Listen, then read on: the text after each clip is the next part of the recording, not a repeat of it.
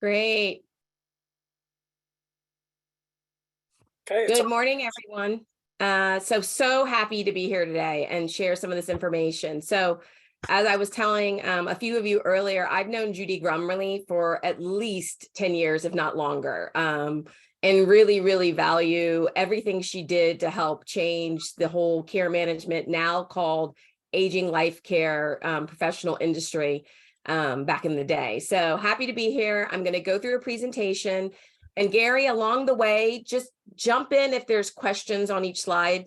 I'm more than happy to answer questions as we go. And then if I feel like we're going too long, I might table some towards the end, because sometimes the answers actually might be a few slides coming up. All right, so I'm going to start sharing my screen. Okay, can you see? Oh, let me do my slideshow. There we go. All right, so you see this, right? Yes. Okay, perfect. All right, so this is me. I'll tell you a little bit about myself. So first of all, I'm a local. So I was born and raised here in Alexandria. I went to George Mason, GW, and TC Williams.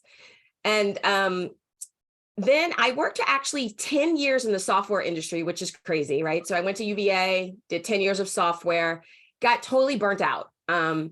And decided that I just wanted to do something different. And I was the child that always loved my friends' grandparents and could sit and talk to people that were older than me for a long time.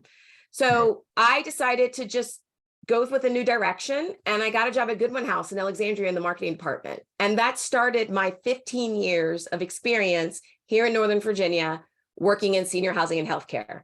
So I did independent, assisted, dementia, nursing, hospice. And I also worked with very large organizations like Goodwin House. I was the corporate marketing at Vincent Hall in McLean. And I also worked at small standalone assisted livings or memory care. So throughout those years, my goal was to learn as much as I could about the industry, as well as how the adjacent pieces work, like home care, hospital, discharge planning, all of those things. And so then after that, 5 years ago, 5.5 years ago now, I joined the firm I work for now called SEIA. And Tom West is the partner that I work for. So SEIA is a large wealth management firm based out of California. We manage about $18 billion. So their office in Tysons, we're the Mid-Atlantic office with 3 partners, and I work for one of them. So Tom West and I have known each other for decades, and he was the one who said, Arvette, I need you in the practice. And he also knew Judy very well. And the reason is because he realized that he was having a difficult time giving his clients what they needed, because he wasn't getting what he needed from senior housing and healthcare. So we literally said, okay, after a year, I was finally like, all right, I'll do it. And we built this process, which I'm going to share with you a little later. And you'll see how we were able to bring the two, health and wealth, together. On a personal note, 2 months after I started my new job, my mom got sick. So she had a surgery that didn't go well, and it turned into an 18-month decline, and then she died. So I like to share my personal side, and you'll hear more personal stories about my parents as I go through this.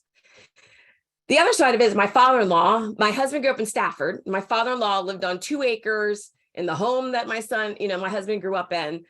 And at the age of 85, decided finally, okay, I think I should move closer to you guys. And he moved into Green Spring. My father-in-law was a bricklayer.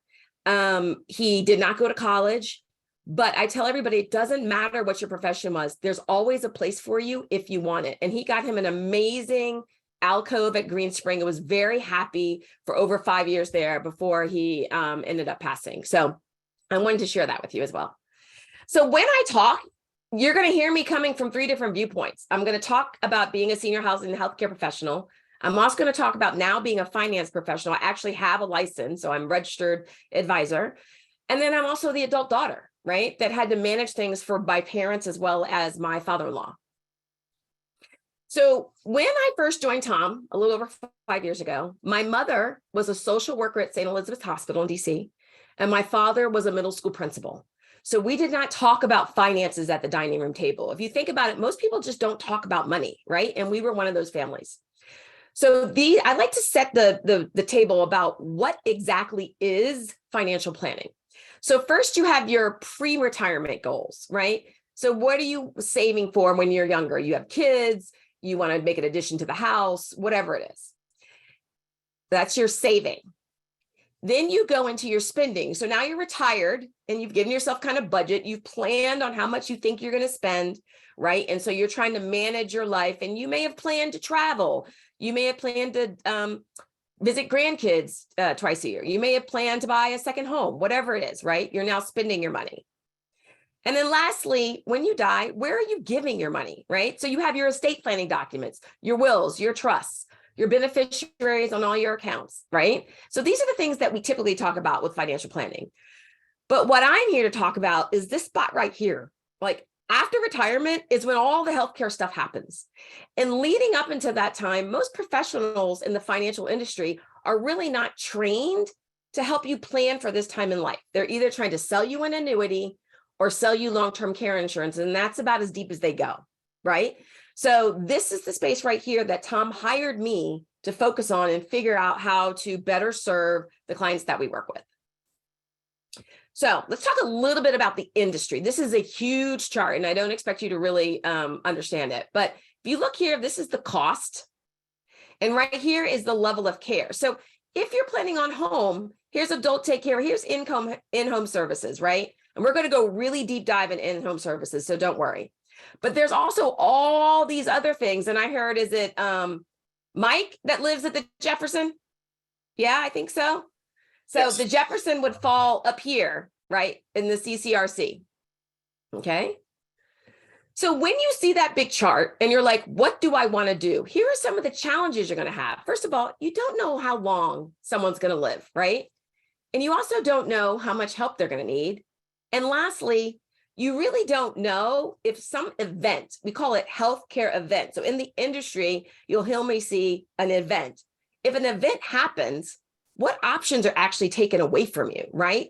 So you have all these decisions to make, but yet you don't know the answers to these questions, and you're never going to know the answers to these questions.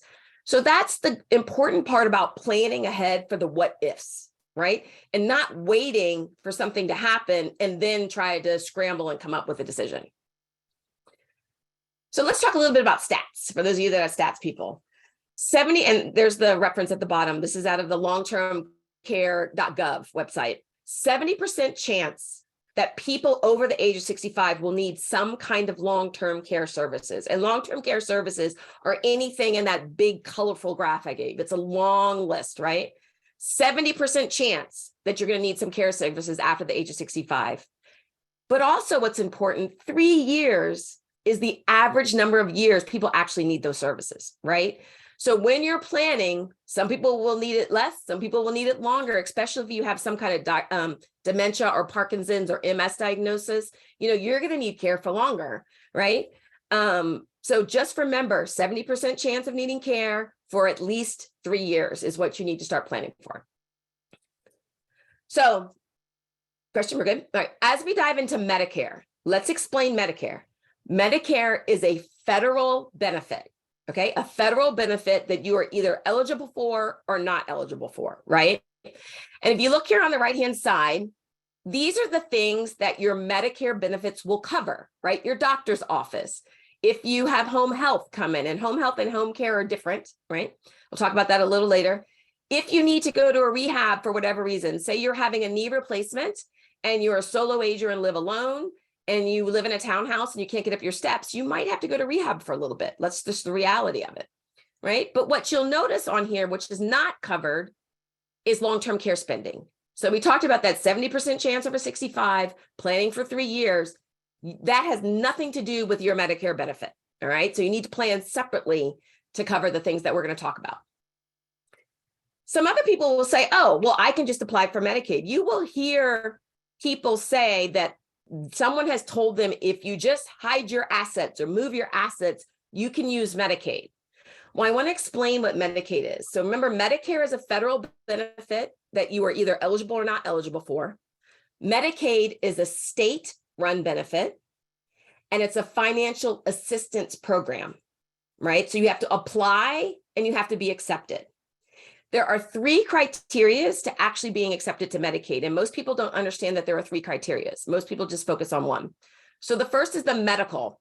So you actually have to have a medical need in order to apply for Medicaid for any kind of long-term care services, right? So you can't be saying, oh, I just need a little help around the home, so I'm just going to apply for Medicaid. They're going to say, well, can you get out? Can you do these things on your own? If so, then you don't qualify. Number 3 is income. How much money do you have coming in? Social Security, pensions. If you have an IRA, for those of you who have an IRA, you know you have to take your required minimum distribution, or RMD. That's counted as income. So there is an income factor that goes into Medicaid eligibility. And then there's the resource factor, which is what most people focus on. They focus on the house. I have a house, I have a car. So I just want to make sure my spouse doesn't lose their house, leaves the house if something happens to me. But once again, you have to qualify for all 3 of these in order to get Medicaid. The other thing about Medicaid, and we're going to talk a little bit about home care and moving out to communities in a second, but Medicaid is not going to do 24 hours in your home. So I tell people all the time, you need to be prepared that if you do Medicaid and you have to move somewhere, you should know what nursing homes, and Medicaid really in Northern Virginia is only for nursing homes, not the nursing home at the Jefferson, not the nursing home at Goodwin House, right? Strictly your standalone nursing homes like your Sleepy Hollows, which has a new name now, sorry, or your Manor Cares, which are now ProMedica. Those are the places that take Medicaid. And in Northern Virginia, there's only 1 assisted living that takes Medicaid, and that's in Manassas, Potomac Green, and they have a long wait list. So when you're talking Medicaid, you really are talking skilled nursing communities local to you. All right. So I like to set that baseline, and we can answer more questions about that at the end. So I'm going back to the spectrum. Remember, huge spectrum, so many different things going on. But what I want to share with you, and this is really important, and you've seen it on the news, that since 2020, when the pandemic began, there's been an ongoing nursing shortage. I saw a fact that 250,000 nurses have left the industry since the pandemic. 250,000 nurses. So people pre-pandemic that were planning on staying home and hiring home care, you can still do that, but you need to know that there's just not as many people on the bench anymore, right? So there's conversations about whether moving to a community actually gives you access to more care. It's an argument, pros and cons of both, but you just need to be realistic about the idea that there's really not as many people to serve the growing population of people that are going to need long-term care services going forward. Okay, so I've just told you a lot. After all that, what are families experiencing when they first start entering this industry, right? So I say it like this. Here's a door. Everybody has their life. They're going on about their life. And this door over here is all the senior housing and healthcare stuff. Then there's an event. Remember the word event. Maybe it's a stroke. Maybe it's a new diagnosis. Maybe it's a fall and you go to the hospital. And all of a sudden that door opens and you walk into this whole world of senior housing and healthcare, that big colorful chart. And you're like, what am I looking at, right? Very confusing. People are finding out for the first time that Medicare and health insurance is not going to cover everything that you may possibly need, right? Because remember, the financial professional is in your life, and the financial professionals in your life up until this point may have been the local person at the bank that's helping you with your CDs. It could have been that your money is somewhere at a brokerage firm like a Charles Schwab or Fidelity, or you actually may have a wealth management advisor. But remember, we talked about the fact that most of them don't really understand the cost of long-term care, right? And then lastly, if you have long-term care insurance, some of you do, you'll find out that the daily benefit in your policy is most likely not enough to cover everything that you need. So some people, when we talk to them, they're like, oh, I have a long-term care insurance policy. And like, that's great, but that's just one piece of the puzzle. And we'll go through a little bit more detail on that as well. All right, so now that I've given you the background, kind of leading up, what is Medicare, what is, Medicaid, what are my options, how does all this look? Let's talk a little bit if you're somebody that really wants to stay at home, right? And this is where the villages come in, awesome. So there's no place like home, we know that. 91% of the people want to stay in their own home, right? That's the stat right here. But look at this stat, 96% say it's important to be as independent as possible at home. Right? So I want to stay home. I want to be independent at home. If I'm not independent, what does that mean? What does it look like that I have to bring in care into my home? So here are some prices. I'm just throwing them out there. You need to be aware, right? If you're going to age in place, these are the price ranges you need to be prepared for. So you can start with as low as 4 hours a day. Most home care agencies have a minimum of 4 hours a day, right? So that at $30 an hour, 4 hours a day, if you need help 7 days a week, you need to plan for that. And as you need more care, you will see the cost is going to continue to go up. So if you are staying at home and you need around the clock care, right? You need to plan for about $250,000 a year for that around the clock care. Some of that will be covered by long-term care insurance if you have it. The rest is going to be out of your pocket. It's not covered by Medicare. It's not covered by Medicaid, right? If you are with Medicaid and want home care, they may do some of these smaller number of hours under your Medicaid benefit, but they're going to look for family and friends to cover the rest. They're not going to come in for 24 hours care. I just want to share a little about this live-in. So some of you say I have a space where I can actually have somebody move in and help me, which is great. So a live-in is a little less expensive than 24-hour care because 24-hour care is typically 3 nurses that rotate around the clock, right? So a live-in has to sleep and they have to have breaks. So during that time that the live-in is sleeping and having breaks, you need to have somebody else that's taking care of you if you need something. So I like to give an example. I had a couple where the wife needed 24-hour care. She was bedbound. And the husband, they had a restaurant and the husband ran a restaurant. So they had a live-in caregiver. And when the husband came home in the evening, he was responsible for his wife throughout the night until he got up and went to work the next day. So that's how the caregiver slept and had her breaks. Okay. A little bit about the hidden cost of aging in place, right? And remember, I have so many clients that live at home successfully, but you have to plan for it and you have to be prepared for it. So everybody talks about home accessibility renovations. We are very well aware of those. Grab bars, can you add a ramp? You might not need to add a ramp now, but I suggest you figure out what kind of permits you need. Talk to one of those specialists that can come to your home and do a home assessment. And so you can get an idea of what you really will be able to do and not do and how much it might cost, right? So just be prepared for that. Home maintenance services. If you are the person that is dilly-dallying and tickering around the house and fixing things, as you get older, your ability to do that is going to decline. So I suggest that clients start building a relationship with a handyman now, some kind of service, somebody that you can learn to trust over time. So when you get to the point that you are not able, or if you have some kind of emergency, you know somebody you can call and you trust. And so I'm assuming that through the village, you guys have a vetted list of people. So I'm assuming you do. Just make sure that you start building a relationship and get to know one of them.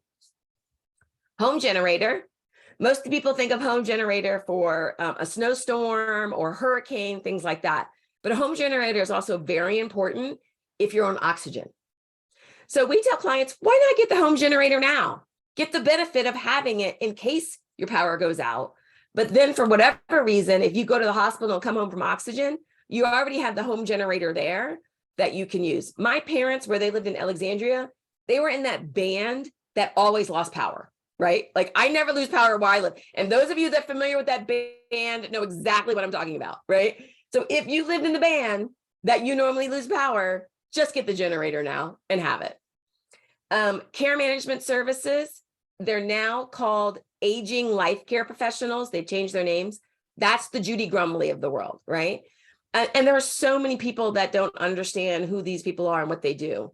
I call them the consultants of the industry because literally they can walk and talk you through anything that you need in that big bubble of stuff, right? This is another important concept for those of you that are solo agers is what we talk about. So solo ager is a term. You can Google it and there are so many resources for solo agers. Solo agers are widows, people who have never been married, never had kids, or even if your kids are far away. So for example, we had a client who lives here. Her daughter lived in Germany and her son lived in Japan. So technically she was a solo ager, right? So care management is really important for people that are solo agers because who is your emergency contact? You might have a friend, you might have a church member, you might have a niece, but what if you don't? And it's also really good to have someone in the industry who can be your advocate when you can't advocate for yourself, right? So I love the fact that you guys have 10 hours of care management services wrapped into your neighborhood. That's amazing. So please, please, please use that when you need it, okay? And then lastly is visiting physician. So remember, like years ago, a lot of doctors were closing their practice and they were doing these concierge practices, right? Pay me a yearly fee and come see me. Well, that has also transitioned over the years, especially during COVID. So there's actually a lot of practices will actually visit people in their homes like they did decades ago. And why is this important? Because if you plan to age in place, it's going to get harder and harder for you to get out to the doctor, right? And I know a lot of people have transportation needs and all that, but just getting in and out of the car, you don't feel well, you got to go wait in the lobby of the or the waiting room, whatever that's called, of the doctor's office, right? Until it's time for you to go back. It's just a lot. And sometimes it just takes way too much energy out of you.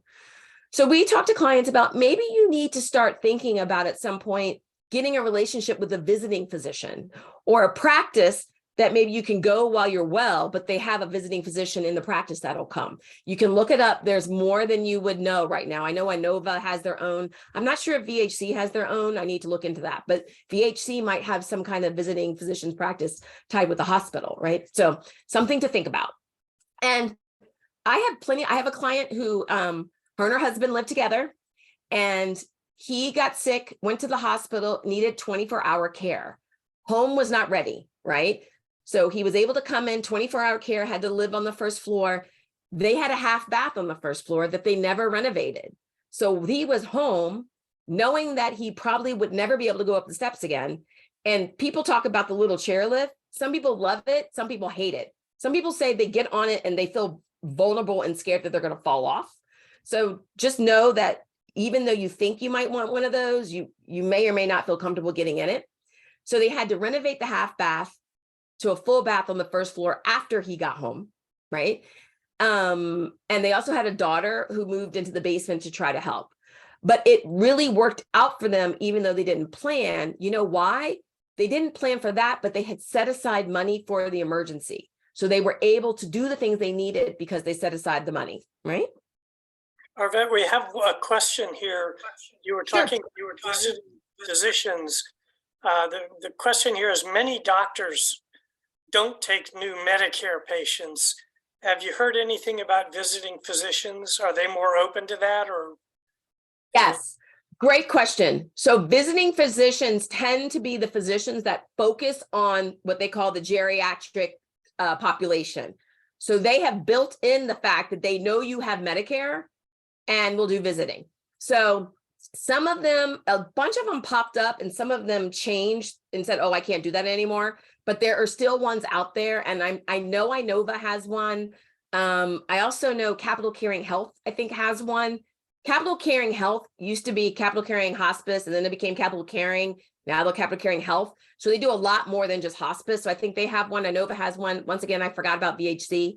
But there are some standalone practices that do visiting physicians with Medicare. So just look for it and Google it, right? Okay. So we talked a lot about staying home. Part of my job is helping people realize that you always have to have a backup. What if you can't stay home? What if something happens and home is no longer an option?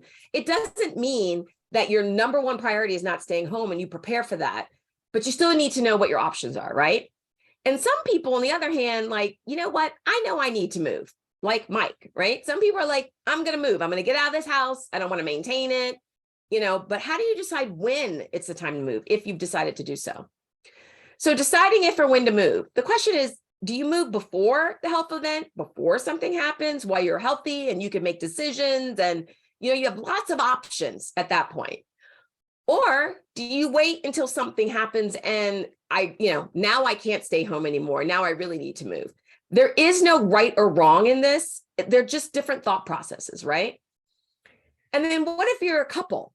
Do you move before something happens to both of you or one of you, or do you move after happens one of you? So this is a perfect example of an early diagnosis, for example. So I had a client that lived in Reston at home, had no plans of moving at all.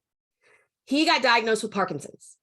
So then there was this conversation about, can we stay home? Can I take care of him? The wife was like, are we going to bring care in our house? So they actually made the decision to move to our larger community. And they did it early enough in his Parkinson's progression that they could move into independent living together. They lived together for years, just fine. And then she was able to bring in help slowly over time. And eventually, hey, he had to move to memory care, right? So that's an example where you maybe never thought of moving, but then all of a sudden there's a new diagnosis, there's an event, something's changed. And then when that happens, you need to be open to the possibility of what is an alternative living arrangement. Now, we talked about home care costs. Let me give you an idea of some community-based costs, right? So assisted living, roughly $120K a year. Memory care, roughly $145K a year. Now, let me explain. Memory care falls under the assisted living umbrella. It's just specialty care, right? So a memory care unit will have, it's a secure unit so that people who have any kind of cognitive impairment, whether it's Alzheimer's, Parkinson's, Lewy body, Huntington's, some people have vascular dementia, so they've had a stroke and part of their brain has been affected, so their cognitive function isn't as good. So those type of diagnoses, most people at some point in their life may need a memory care. And then lastly, nursing care, which we talked about. Nursing care is covered by Medicare if you have a 3-day stay in the hospital. So if you go to the hospital for whatever reason, 3-night stay, I should say, and then you're in the hospital for 3 nights, you are eligible to go to a rehab under your Medicare benefit. So rehab, nursing home, nursing care, all the same thing. So a nursing community, a nursing care facility, I hate the word facility, nursing care community will provide rehab under your Medicare benefit, but there are also people that live there long-term and are paying private pay, right? So that's where you get the $180K annual. Some nursing homes, not all, as I mentioned earlier, will have some Medicaid beds, but not all, right? So that just gives you an idea. If you have to pay out of pocket for these kind of community-based services, then you can see how these are. The best resource locally for all things senior housing and healthcare is right here. I'm going to highlight right here, the Retirement Living Source Book. If you just Google Retirement Living Source Book or Source Book, it started by Steve Gurney. Steve Gurney has been around in this industry for a decade. He started figuring out things for his parents and realized, oh my gosh, there's not enough information. So he created the Source Book, which was actually a book that all the hospitals and nursing homes, everybody had, they were everywhere. And now he has an online version. And he also does a lot of free Zoom and webinars and stuff online. So I just encourage you, if you have not gone to that site and you want to learn anything about the industry, great articles in there, all kinds of stuff. You can order a hard copy book for free to your house, and they'll come to your house, or you can just look online. All right, so where do I start? The first step is you have to make a plan, but you have to make a plan based on your new reality, right? What you thought your life might be like 20 years ago, where you thought you would be living, what you thought you may be doing, that doesn't count.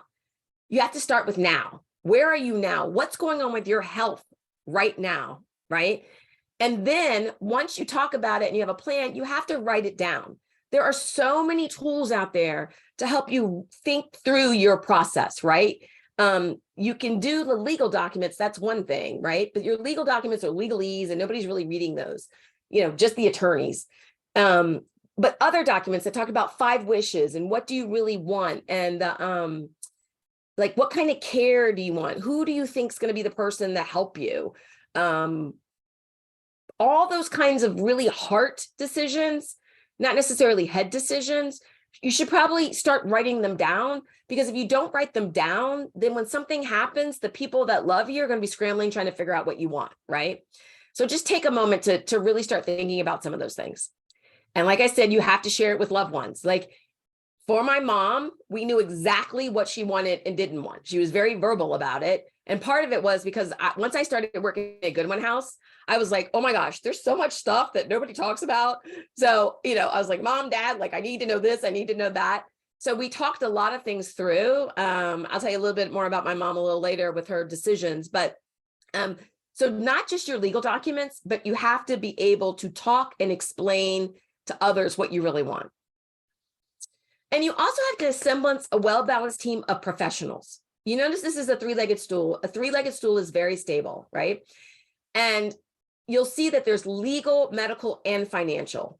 Most people say, okay, I have my legal documents done, and I have, money in my IRA or whatever, and I have my doctor.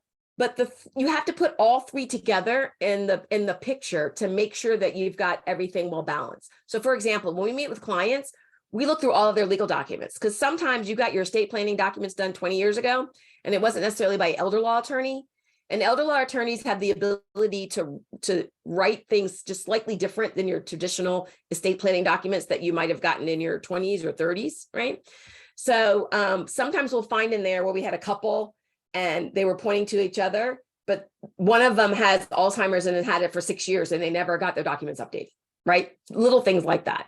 Solo ager, you were planning on your best friend at the time to be your POA. Well, your best friend has moved to Alaska to live with her daughter. So maybe it's time to pick another POA, right? Those are the kinds of things and examples I would give. Okay, now we're gonna start getting the money part, right? This is the fun part, but you got to build on up to this. So let's talk about, how do you pay for all this stuff? You just told me what Medicare is going to cover or not cover. You just told me the costs of home care, assisted living, memory care, and nursing. Like, you're throwing out some big numbers, Arvette. What do I do? So the real question is income. It's about cash flow, not just assets. So many people are focused on their house and how much their house is worth. But I'm telling you, it's really about your income. And how much income do you have? And what's the gap to cover the housing? So I'm going to go through this on the right start. I'm going to move my eyes over here to my second screen. So here are some of the things that you might have as income, right? So you have your Social Security. Maybe you have a pension. Remember earlier, I mentioned those of you who have an IRA may have your requirement minimum distribution, your RMD. Some of you have long-term care insurance. If you have not pulled out your contract and long-term care insurance, pull it out, read it, understand what your daily benefit is. Some of you may have a daily benefit that's blanket, that doesn't matter where you are. Some of you may have language in there that your daily benefit for home care is one amount and your daily benefit for assisted living and or nursing care is another amount, right? So now that you've seen this presentation, as we go through things, pull it out, read it, understand what your benefit may be. Some of you actually have a survivor benefit. If you're a widow, then maybe you're getting a portion of your, or getting your spouse's Social Security or a portion of their pension. And if you're a couple, this is the time to look and see what that looks like. Make sure that you guys understand, if one of you dies, what does the other one get? So you add all these things up so that you know what your income is. And then you say, what's the cost of care and housing, right? This right here, this red, this is where the financial professionals need to come in and help you figure out this gap. How do I get rid of this gap, right? If you have a portfolio, how much money needs to be generated out of your portfolio in order to cover this gap? And what's the strategy to make that happen? Those are the types of conversations, right? So this is not about how much your house is worth. That's part of the puzzle. If you want to stay home, you're not going to get the money from your house, right? You're going to live at your house. So how are you going to fill this gap? The other thing is, you can't just worry about the cost of care right now. You have to worry about the cost of care in the future. The costs are going to go up. Before COVID, we would estimate about a 5% increase in all costs for senior housing and healthcare. Post-COVID, we're estimating 7 to 8.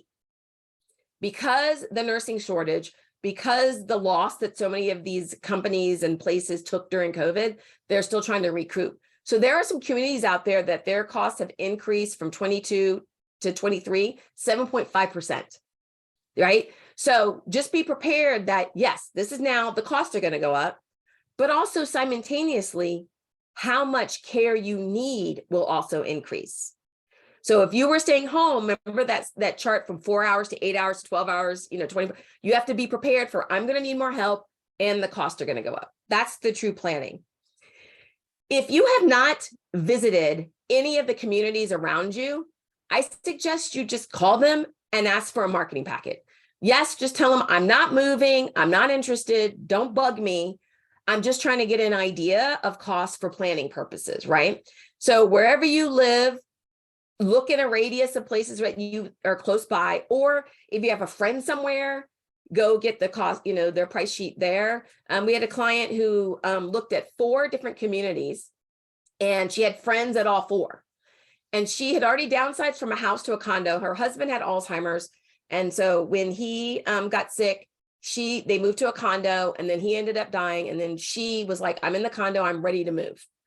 4 different places, friends at all 4 places, did lunch, got price sheets, and we were able to help her compare all the different contracts and pricing structures and all of that. And she moved in, I think 2 years ago, and she is ecstatic. It might have even been 1 year ago. And she's so happy. So just don't be afraid to look around. Just because you're looking around doesn't mean you have to make a decision right now. It's just helping you plan and be ready prepared. Arvette, so remember I told you that Tom brought me on board? Question? Yes. You talked about staying in your home and that doesn't generate income, but there's a comment here. There are lots of ads for reverse mortgages. Can you address that?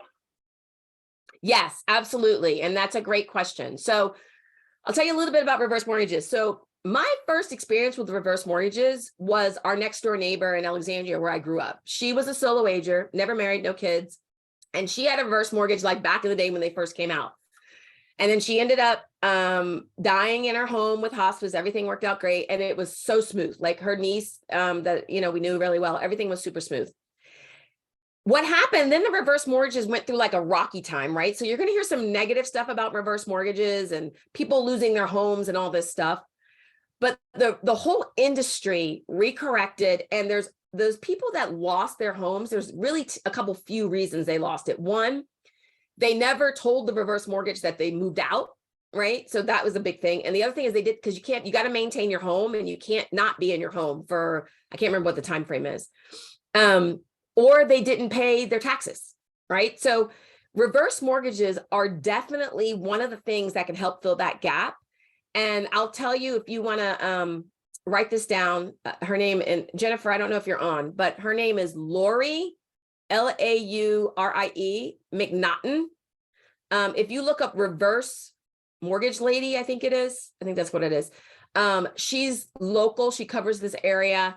I've worked with her a lot. And one of the reasons I like her, honestly, is she was a chemistry teacher a long time ago. So her ability to explain reverse mortgages and the pros and the cons and when it works and when it doesn't work and how you qualify and all of that, she's very, very good. So that actually might be somebody that you guys might want to invite for a talk, because she can really give you the details of how that works. So yes, reverse mortgages are viable for people that want to stay at home. We have a comment from Anita that Lori was actually a coffee and conversation speaker a couple of years ago.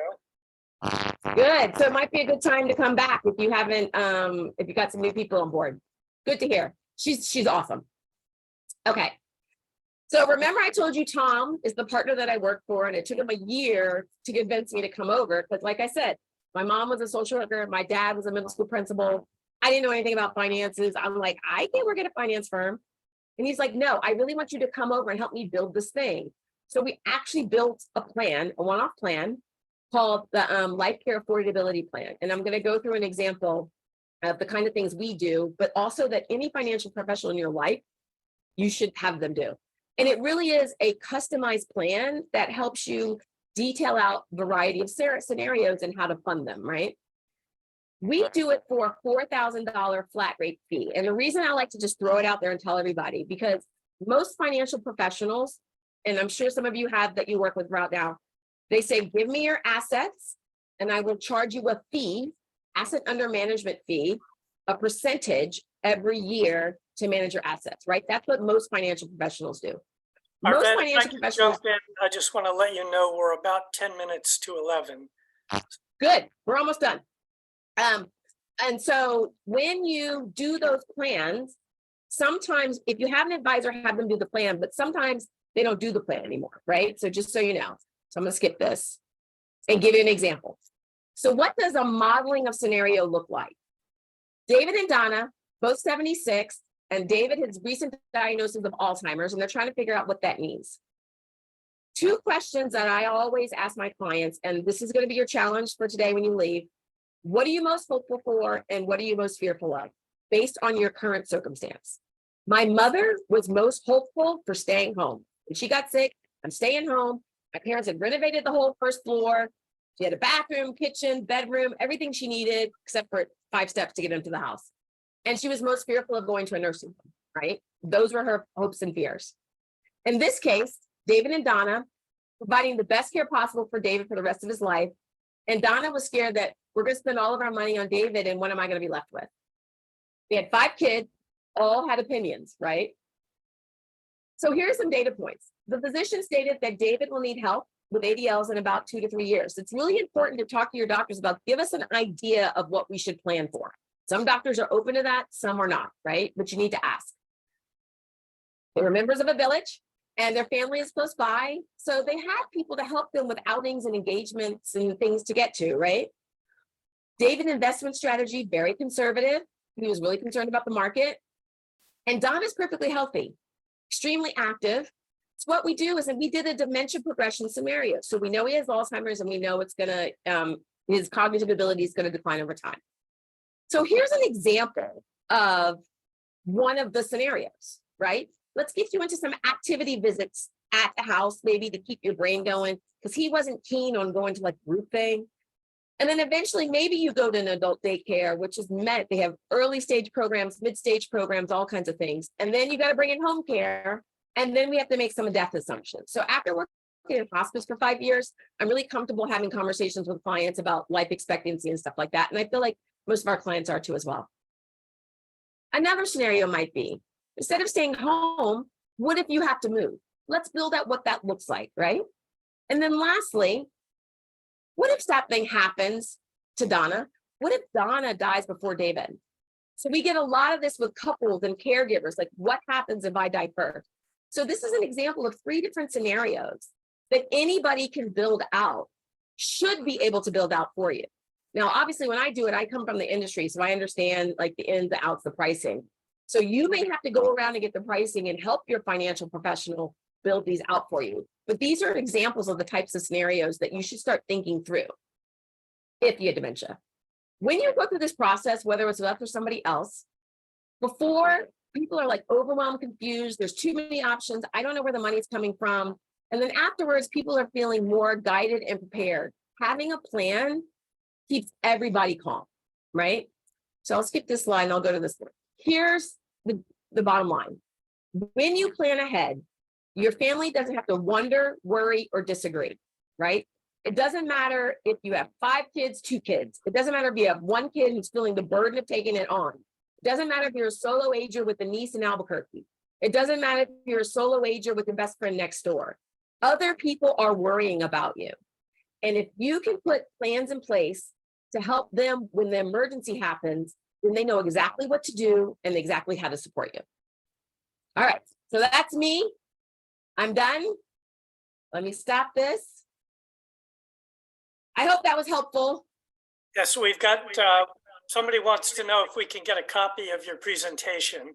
So Actually, do not send out copies of the presentation, because the reason is if you have the presentation without the context of what I'm saying, it doesn't always make sense. And also sometimes data changes, right? So if I said something now and then you take the presentation a year from now and something's changed, the laws change and it's not applicable, then no. But you have the recording, so you are more than welcome to, go back and review that. okay, we've got a comment here from somebody who said they have installed a stair lift chair and they love it. And if anybody wants to come and try theirs out before they make that decision, she's happy to have them come over. I'm not going to give her name out here, but call the office, have them call me, and we'll connect you up. Perfect. Absolutely perfect. The other one is a comment about, you talked about developing a relationship with a handyman. And this person said, the quality of handyman services is so varied. Yes. And it's such a risk. 2 things I was going to throw out are that if you are an ANV member, you have a consumer's checkbook membership included in your membership. So you can use that as a starting point. We also have a next door group for ANV members and volunteers, which is a good place to throw out a question like that. You know, who do you use as a handyman? Yep. There's also a company called True Blue, TRU Blue. It's a franchise around the country, and there's only one franchise here, and I'm pretty sure she covers Arlington. That's one, and there's another one which I'm totally blanking on. But if you go to the retirement source book that I mentioned with Steve Gurney, you can go on there and look under like home renovation, stuff like that, and he will have a list of things that are, list of companies that focus on kind of the post-retirement years. Okay, next question is, do you have any ideas on where or how to get a ramp to your front door? Yeah, you have to go to one of those certified services in that list, like a True Blue, because they'll be able to come out and give you an idea, because you might have to get a permit. And depending on how, like my mom really wanted a ramp, but because the way our yard was, like, it was really difficult to do the ramp because of the angle, because of the 5 stairs. So there's a lot of like mechanics, you know, and behind that. So you can have somebody come out and just give you a quote of how that would work. It's not as simple. Don't go online and buy the little things, because you could end up hurting yourself if the angle is too steep. Okay. And we've got a comment here from Mike, who said he just wrapped up a very successful reverse mortgage. So it's not always a nightmare. Yeah, good. And Jennifer has just posted a bunch of the references that you just mentioned. Good. I hope it wasn't too scary. Some people walk away with like, and other people are like, oh no, this is exactly what I needed to hear. And like I said, you can call me. Talking to me is free. I don't charge by the hour. I'm not like an attorney. So if you have a specific question or something, just, drop me an email or give me a call, and we can just talk it through. Okay, my comment is, I feel like you packed about 3 hours worth of very useful information into this presentation. So I got a lot out of it. Good, Arvette, we need to have you every week. But one thing that I think you stress so well here is that our lives change, and what we're thinking about today can change tomorrow. And so you've just done a magnificent job here today. This is probably one of the best of the year. So I'm so glad we found you and put it together, and we'll have it on the YouTube channel, which is, people just open up YouTube and search for ANV, Arlington Neighborhood Village. I don't know exactly what, but you'll get all of our recorded presentations from Coffee and Conversation, and look for December 14th, Arvette Reid, R-E-I-D. What else can you do with us? We'd like to have you in 2023 visit us again. Yeah, one of the things, I do a home versus move. I do contracts. If you are currently looking for somewhere, I did a presentation with Steve Gurney on contracts, and you can find that online. It's very, very good. The other parting note, I would like to CCCR. All of them. So independent, assisted, memory care, CCRC. So not just CCRCs, but the whole kind of industry and how contracts work. You can go to that. And the other thing I usually say, and I forgot to say, if you have adult children, you need to have these conversations with them. They are afraid to approach you because they don't want to upset you, but you need to include, because they have opinions, right? I'm an adult daughter. I had opinions about my parents and what I wanted them to have and not have. You need to listen to them. You don't need to do what they need to do, what they say to do. Like I tell all my clients, you are my priority. I listen to your children. I get their inputs. I want them to be validated, but at the same time, you are the priority. So don't feel like you have to make them happy. You need to do what's right for you. And part of that being successful is having a conversation earlier than later. Fantastic. So we are just one village in the Northern Virginia, Washington metro area. There's about 35 in the Washington metro area. Yeah, I know, a lot. And did you say you know one from DC? No? Yeah, I've touched base with a couple villages around the country over the years. At Home Alexandria is a really active one. Sister to us, we do a lot with yeah, that's like, I knew that. I was actually on the board of Senior Services of Alexandria for years. And so am a huge fan of villages and neighbors helping neighbors. So I'm always talking with clients wherever. I have clients all over the country, by the way, so I can work with anybody anywhere. So I'm always looking for villages to help people. Excellent. I have a 48-year-old niece in Florida, and she started to ask me about how she's planning to care for her parents. And I was like, well, I'm going to send her your way. Yes, please do. All right. Thank you again. I think we're wrapped. Do we have anything else, Gary, that we really need to get to in the chat? A lot of compliments. Yep. Can you describe when people come to you? That's a good question. So some people are planners, so they come early. Like, I know I need to plan for help, whether I stay home, whether I move. Some people say, I'm not sure if I want to stay here, move to Seattle, move to Florida. So it doesn't matter what the scenarios are. The scenarios can be completely customized for you. Other people have just had an event, like a new diagnosis, and they're like, oh my God, like my life has just come upside down. Other people had an emergency and made a decision. Like, for instance, I had a daughter come to me. They had an emergency, had to move her mom to assisted living, like right from the hospital, and then completely freaked out. Like, I don't know if we're gonna be able to afford this. Can I keep her here? Like, so they got on the other side of the emergency and then they came to me. So there really is no right or wrong. We don't sell product. Like, I don't sell long-term care insurance. I don't sell annuities. Like, I don't do any of that. We don't do that as a practice. We strictly just help people try to figure out the planning piece. We do the asset under management. So we have clients who come to us for that as well. But we really focus on that post-retirement years. That's my sweet spot. Tell us again the name of your practice with Tom West. SEIA. So it's the letters. Signature Estate Investment Advisors, SEIA. And Tom West is the partner I work for, who has been he was on the board for Alzheimer's Association, Insight Memory Care Center, which I'm actually the board chair now of Insight Memory Care Center. And he just rolled off the board from Goodwin House after like 10 years. So he's really been involved in that space for decades. And you have Jennifer, is that Late or Latte? Late. It is Late, Jennifer Late. Yeah, she's part of our team, our digital marketing specialist strategist. So she works side by side with me, not only for the life care affordability plan, which is the aging well piece, but also just for the practice in general.